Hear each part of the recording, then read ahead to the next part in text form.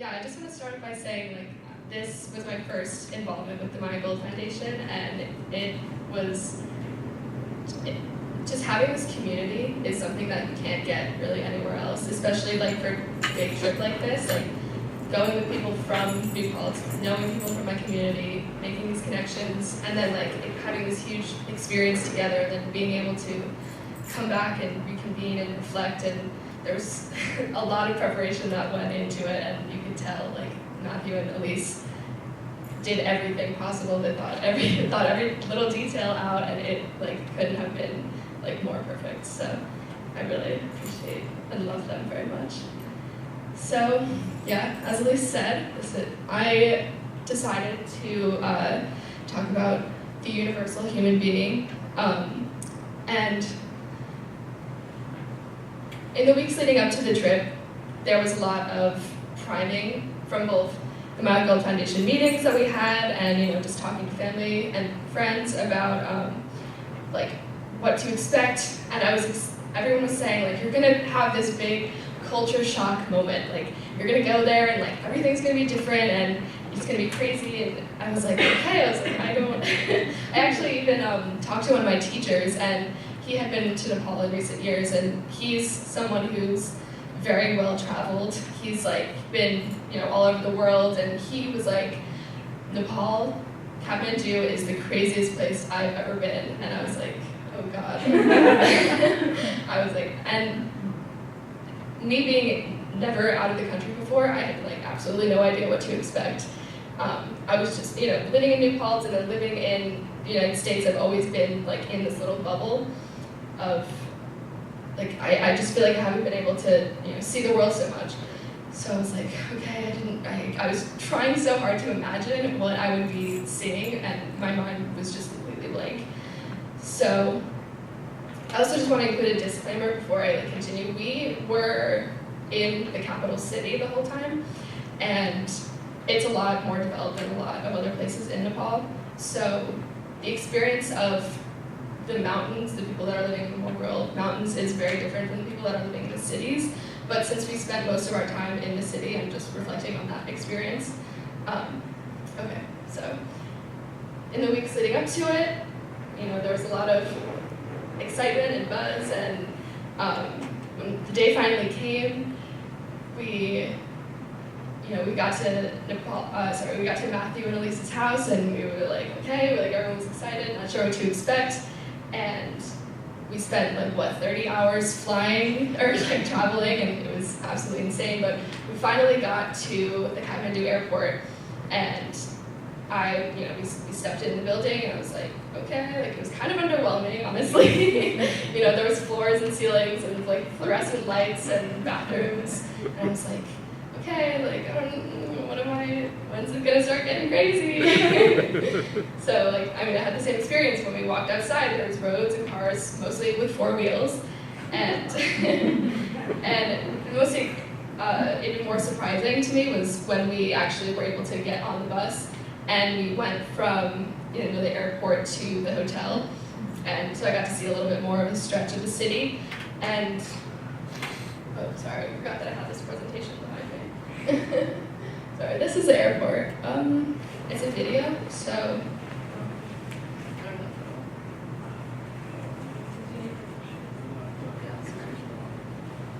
Did you share it with me? I shared it with you. With me personally? No, info at Maya Gold.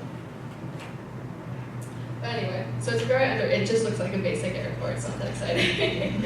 And then the next video is a little bit of what I was seeing from the bus ride, which is just, so there was 4-story buildings, people walking on the streets with their friends. There was, Sorry. Oh yeah, that's okay. Okay. And on almost every single store, there was a Coca-Cola sign, which was really surprising because I was like, what the hell, why? So yeah, after a few days of settling in and being surrounded by the culture a little bit more, as Elise said, I felt really comfortable where I was. I didn't feel like I was somewhere completely out of place, or I even really felt like I was on the opposite side of the world. And Matthew actually came up to me one of the days, and he was like, you seem kind of unfazed by everything that's happening around you. And I was like, oh, like, I guess, like, are other people freaking out or something? Like, so, yeah, so we got the chance to get acquainted with some Nepali teenagers from the Himalayan Children's Charity, which was amazing. And I found it really interesting that we talked about what I would talk about with any other teenager that I would be meeting for the first time. So we talked about school and prospective careers and our hobbies and sports and things like that. So it seems obvious in retrospect, like, yeah, they go to school every day and like they have friends and they play sports and do things like that, but have like adversity to textbooks and don't want to learn about molecular bonds and things like that. So I was like, but it was just kind of like blew me away. I was like, okay, these are teenagers, and like, we're just doing the same thing. Like, we're having a similar life from all the way across the world. And another thing that happened when we were with the teens was we traveled a lot. So we'd go on like day trips together. And I don't even remember where we were going that day, but we were on our way back, and we had a good amount of time on the bus. And one of the Nepali teens said some corny joke, something along the lines of, why are fish so easy to weigh? Anyone know the answer? Okay. So the punchline was, because they have so many scales. And it's one of those jokes where it's, you don't really like laugh at it, you just kind of, everyone's like, like that's a good, I get it. So like the whole bus erupted in that, and then it started out a chain reaction of just one by one, everyone was like going through and telling whatever jokes they could remember. And me being someone who literally doesn't know a single joke, I was kind of sitting idly by, but I was like appreciating the moment, and I was kind of, I feel like, even observing it more as someone from an outside perspective, and it was just so like incredible to me that, living on opposite sides of the world, we could find humor in the fact that a fish has many scales as a quick, clever pun. And laughter is something that brings any group of people together. You can immediately feel more comfortable with people, like after a joke or something. It's just one of those things that it doesn't matter where you're from or like what culture you grew up in. Like, laughter is just something of basic human nature. And so going along with that, another kind of element of just basic human connection that I experienced was, so this is my friend, Tashi, and we got closer on Nepali New Year's Eve, which is, in Nepal, it's 2076, so they're in the future by quite a few years.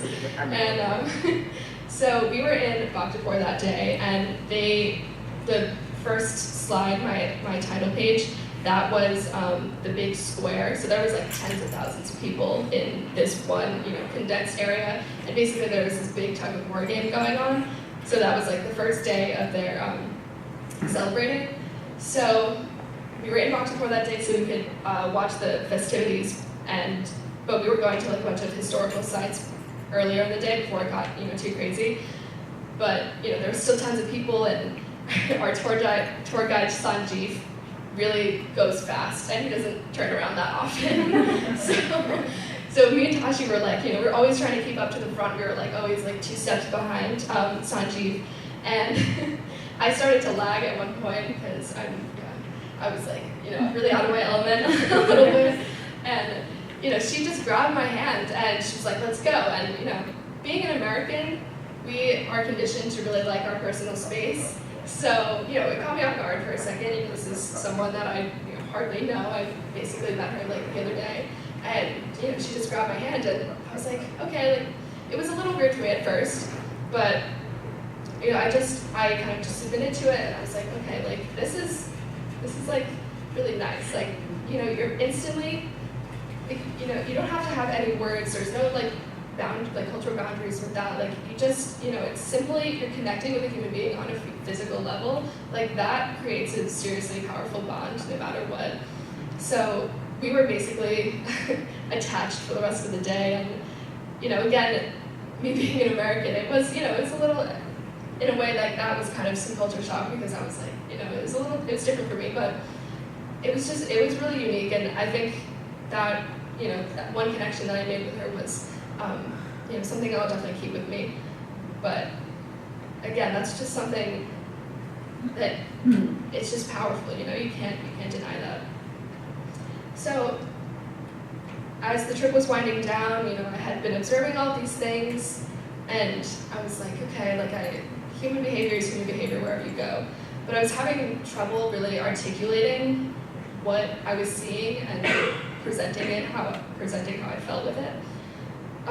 Until I think it was one of the last few days, we had a presentation from Dr. Sunita Singh, and she teaches at the university level, and she teaches a lot about self-discovery, which is a really unique class, and I think we should incorporate more of that into our school curriculum. But she had on her presentation in bold letters, and I read it, and it felt like it was like gravitating out to me. Like I instantly, summed together everything I was feeling. And so it read, "The process of discovering there is something innate, invariant, and universal in all human beings." And I was like, oh my God, like that's it. That's exactly what I'm experiencing. That's exactly what I'm feeling. And it basically just validated and summed up my personal, unique culture shock experience. So basically,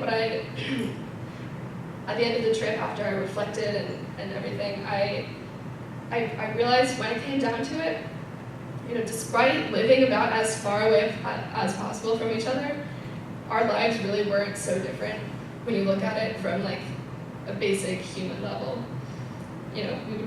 Daily school life, we'd go to school, we had friends, we played sports, we could laugh about stupid things like fish, and we could experience, the power through human connection.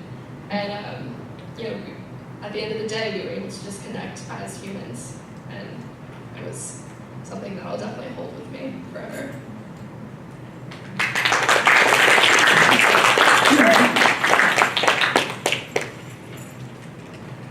So we have time for questions.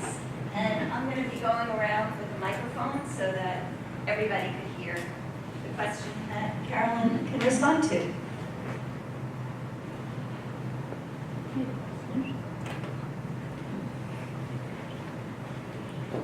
Hi, Carolyn. Hi. So when you see pictures and photos of these, especially the young children in Nepal, they have these beautiful beaming smiles, and their spirits are just so strong. Did you get any sense of, because that seems different to me than it is here in our country, of where that comes from? Is like, what is bolstering them to that, that level? Yeah, that's actually really interesting. I definitely was noticing like all the, even though I talked about all the similarities, there were like significant differences in day-to-day life. Like a lot of it, particularly the Himalayan Children's Charity teens that we were spending time with, they were orphans, and they started off with really intense beginnings, and most of them coming from rural areas in the mountains and ending up in an orphanage. And then they go to boarding school and they live in the group home together. Mm-hmm. So it's interesting, like they don't have much, and that was something I was noticing, like as far as material items go. But they were really happy. Like they're always so giving at the same time. Like whenever someone had like a little snack or something, it was like completely customary to give a piece of it to every single person that was like in the surrounding area. And people on the trek, Data was saying, like if she had a granola bar for herself, like she would have to share it with everyone, and maybe only getting a bite. But I think so I think they're used to. I think maybe they're not as clouded by like the material things, and even in American culture, I think we're very like obsessed with self and less so of a greater like community type of thing. And especially where they're coming from, they're very much living in this group home together, so they are each other's family. And I think that's really like, if you're looking at what happiness is, that's where you're gonna get it. And I think, yeah, so there. Did you tell any jokes? No, I don't know a single joke. I know one bad joke actually, but I was like, it's not like it's a dirty joke, but it's not like a clean joke. So. And that was all.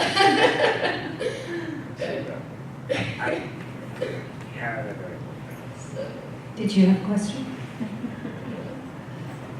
I would like to thank my daughter for coming out here and for meeting with you people.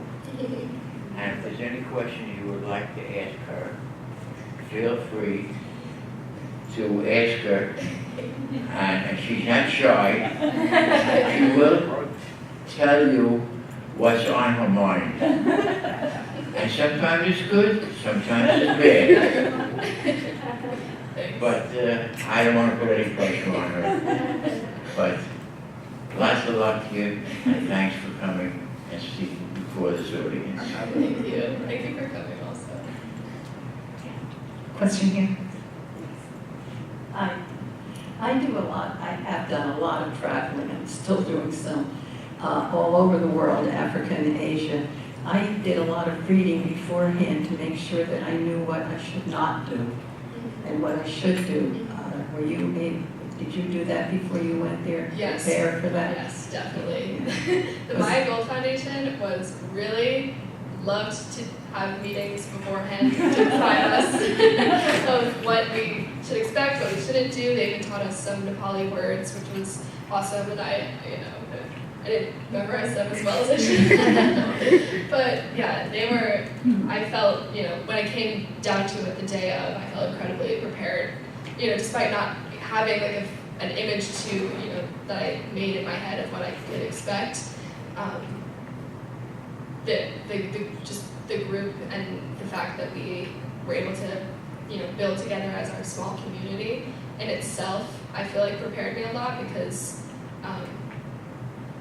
I knew I could talk to people and, refer back to them if, there was any discomfort. And we had many talks even when we were there of things that we were experiencing that may be uncomfortable or something the next day that we might be seeing that might be uncomfortable. But yeah, we did, we had, a presentation about poverty and cultural norms and how to dress. That was a big thing that a lot of us definitely took to heart, which is actually very funny because when we got there, a lot of the Nepali people in the city would actually be wearing like completely Americanized clothes, like jeans, skinny jeans, and like, t-shirts with American brands on it, and that was also like super weird to see.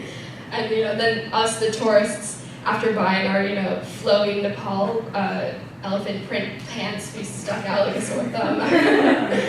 So, yeah.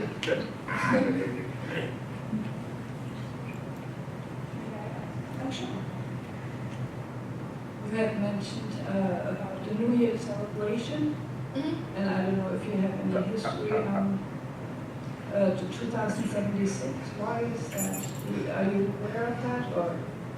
We did talk about it. There's their calendars. Yeah, they have a different calendar. They actually go with like the moon cycles, and they have a lot of like festivals. Like one of the days, I think we actually were there for like a full moon, and I don't know, somehow they let us go out around the stupa, but there was like a lot of hecticness happening, and it was really fun. I don't even know what, they were celebrating like the moon, but I don't know what they were, what really was happening, but there was like huge clumps of people, and they were like singing and dancing, and like we like immediately like gravitated towards them, and we were just out there like trying to like party with them, and we were like, yeah, it was really funny. They appreciated that we like came out also. But as far as the New Year's goes, yeah, I don't.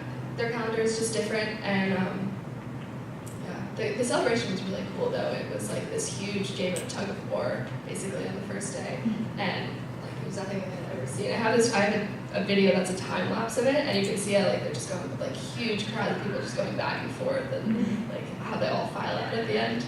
So yeah. Did you have any trouble with the food? I personally love food of that region, so I was 100% in my element. Also, being vegetarian, they always had some kind of, vegetarian option. They were like, I think they ate more vegetarian things. Some people start to get tired with dal bhat and rice, which is basically kind of like a lentil soupy kind of thing that you put over rice. And that kind of became a running joke at the end. But personally, I never got tired of it. I was always happy to eat it. Yeah, it was really good, though.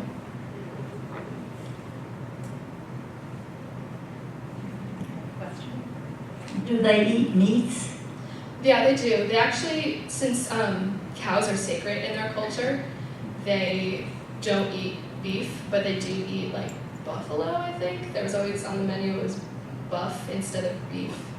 And they eat chicken and things like that. Fish.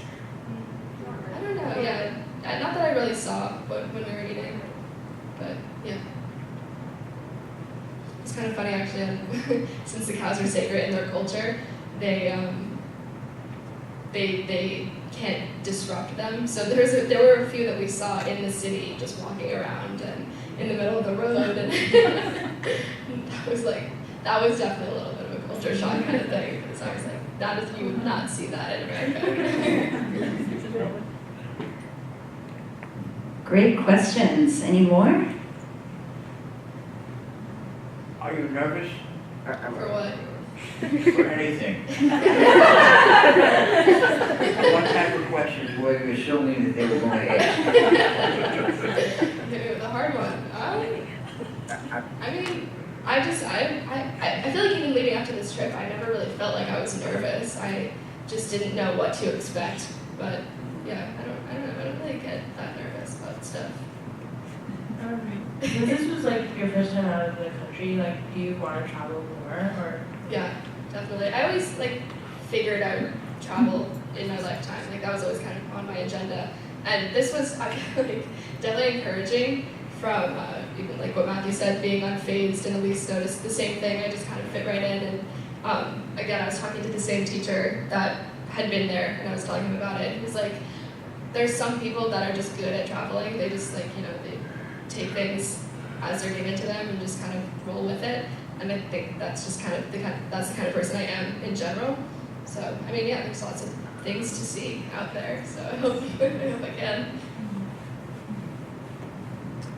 Anyone else? How about both? Well, thank you, Carolyn.